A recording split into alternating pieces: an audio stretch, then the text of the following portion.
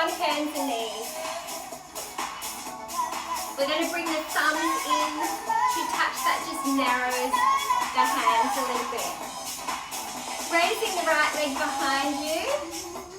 Bring that knee all the way to the outside of your right shoulder and bring that right foot forward. Hands and hips can come forward into lizard pose. So there's a few variations here. Toe and knee facing the front. You go a little jammed up in the hip.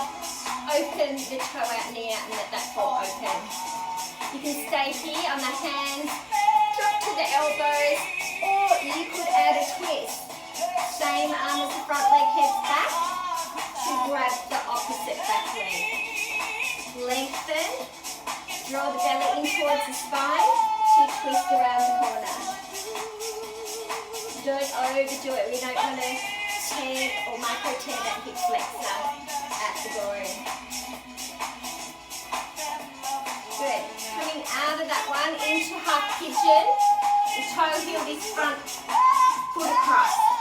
Bring the shin forward. Back thigh rolls under. A little wave up at the front of the mat just to lengthen your spine. And you can come down onto hands, elbows, or forehead to the mat. Now if this is too strong here, come back up. Bend this back leg into the deer pose. You could even bring the knee up to here, yeah? Or back a little further, any more on that diagonal. So heading back into our half pigeon. Let me head to the or floor. Hips are kind of square with that back thigh under.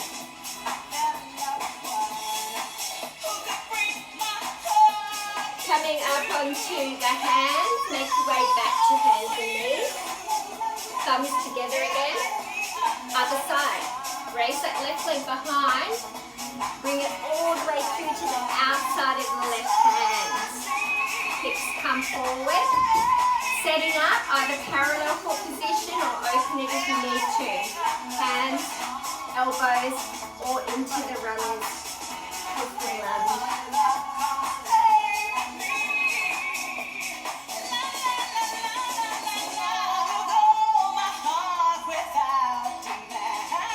Coming back to center, half pigeon. Toe heel that foot across. Pull the shins, hips forward. Little wave up wherever you are. You might even be in your deer. And settle that in. I like to press about 10%, 15% still into my legs, keeping the joints safe.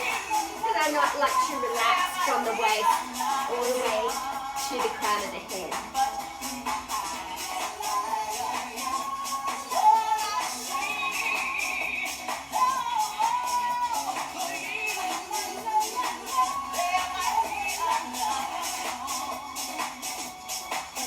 Upright again. Now we're going to turn to your left, and you've got the leg hopefully of your mat here for a stretch. Legs just always comfortable for you. You could bend that right leg, bring the other arm behind, lengthen, and lean the body to the right. Left arm can come up and over.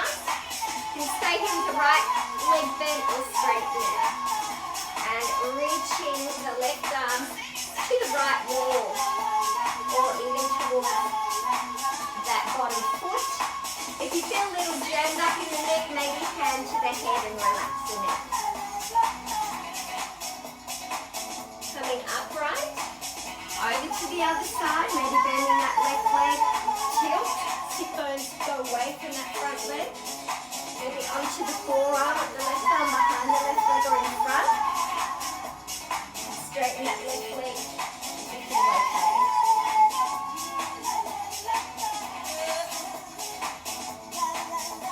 Inhale, coming back up.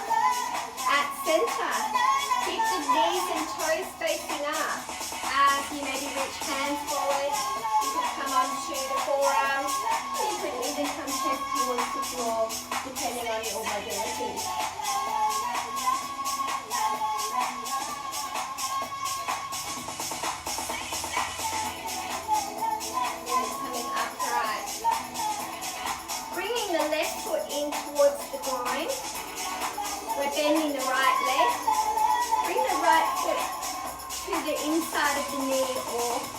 other knee. Both cheekbones are on the floor, lengthen. And then bring this arm around to hook around the knee and you're twisting to the right. Now if this is too much for you, you could lean back and straighten that lower leg for your twist. Keep pulling the belly into the spine and lengthening.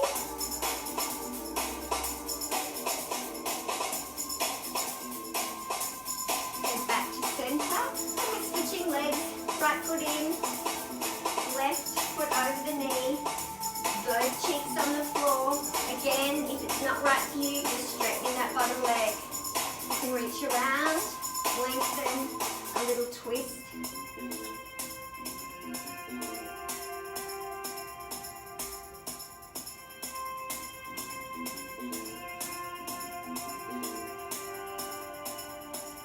And head back to center, release. Bringing your legs out in front of you.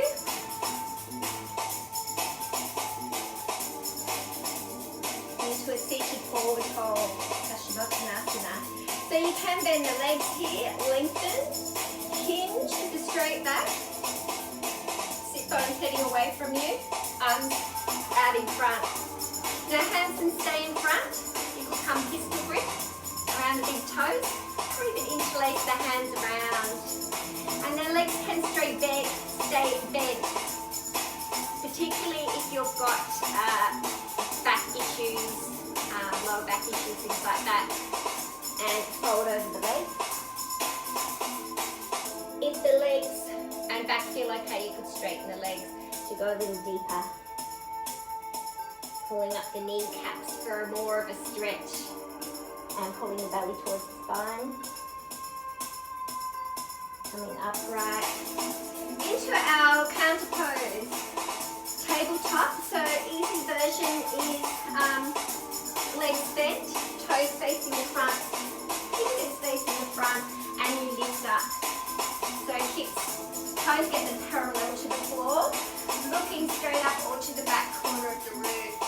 Now this can also be done with the feet together, legs straight, but it is a lot stronger. You don't want to totally drop the head, so keep some length there. It helps to bring the tip of the tongue to the roof of the mouth as well. Tuck the chin, lower down. And then on to your back. We're hugging just the right knee to the chest, right arm out to the side. Twist that right knee across, and you can take the whole hip with you, so right hip becomes stuck to the top of the left. Adjust both shoulders to the floor and look to the right. You want to get a little deeper stretch into the shoulder, you bend that arm cactus style. Elbow level with the shoulder.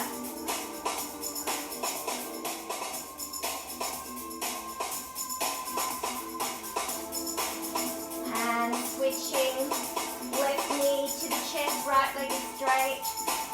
Twist that knee across the body. Shoulders are squared. Are these straight arm or bent?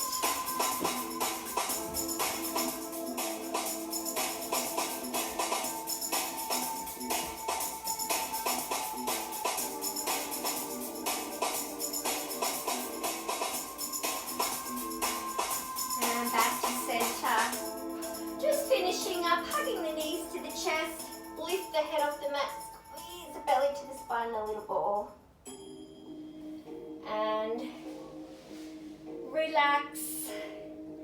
So you can just move on with your day if you like, or I normally like to give the opportunity of a little rest in corpse pose Savasana, just so you can totally get the benefits of the whole practice, calming the nervous system down. So feel free to rest here as long as you wish. If it's a little uncomfortable with the legs straight, you could bend the legs. Feet wide, let the knees knock in towards each other. Same thing with the arms. If it's uncomfortable with the arms straight, palms facing up, just bend the arms and let them fall to the hips.